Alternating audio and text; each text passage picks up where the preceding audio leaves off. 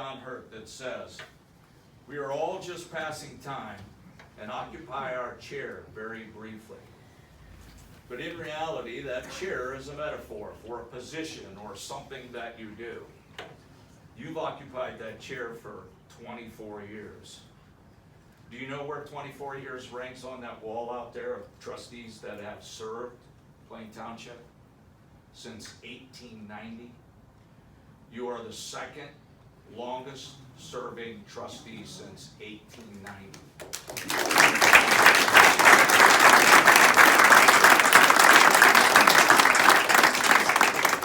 So therefore, on behalf of the 52,000 residents, 36,000 of them living in the unincorporated portion of Plain Township, I just want to say thank you for those 24 years. When you think about it, and I want you to think long and hard about this, because I know you wouldn't have known about that second longest, because that's not the type of person that you are. You don't look for those kinds of things. There's only one reason you're sitting in that chair, and that's to help people. You don't care about ego, you don't care about pride, you don't care about anything but helping people. But I want you to think about the progress during that 24 years when you look at the fire department, and the road department, and zoning, and parks, and sheriff, and administration.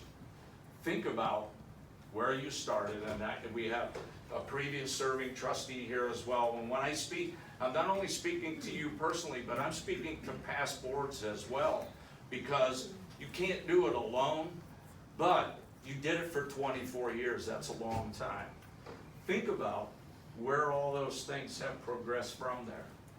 But I don't want you to just think of past. I want you to think about the future as well, because all of those things that I just described, all those departments, have your fingerprints all over. And they're going to have your fingerprints on them for a long time, including that sign right there. But you've helped a lot of people along the way. If I could use one word that would describe you, it would be heart. You lead with it, you make decisions with it, you execute activities with it, you live your life with it, and you interact with residents with it. That's the book on you, and we all know that. There's a book out there that references all of us.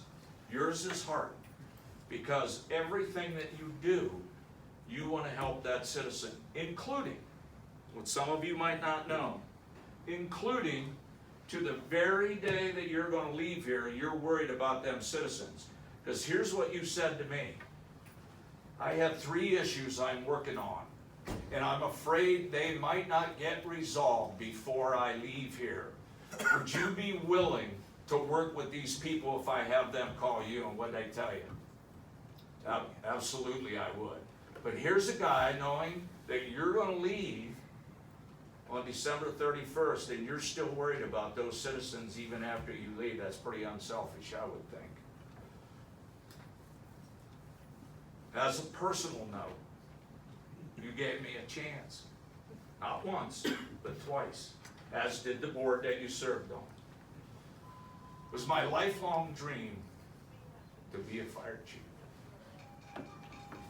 And you gave me that opportunity, as did the board at the time. You gave me that opportunity. And you put your trust in me, and I just hope that I prove myself trustworthy. But you also gave me another chance, you and Scott, because my wife uses the phrase, once a knucklehead, always a knucklehead. So when the opening came about, I thought I might like to try that. But the only reason that I thought I wanted to try that was because I knew the culture that you and Scott had created here. And I knew that I was going to be working with people that were cooperative and compromising and looked out for the citizens first. And that's why I chose to do that.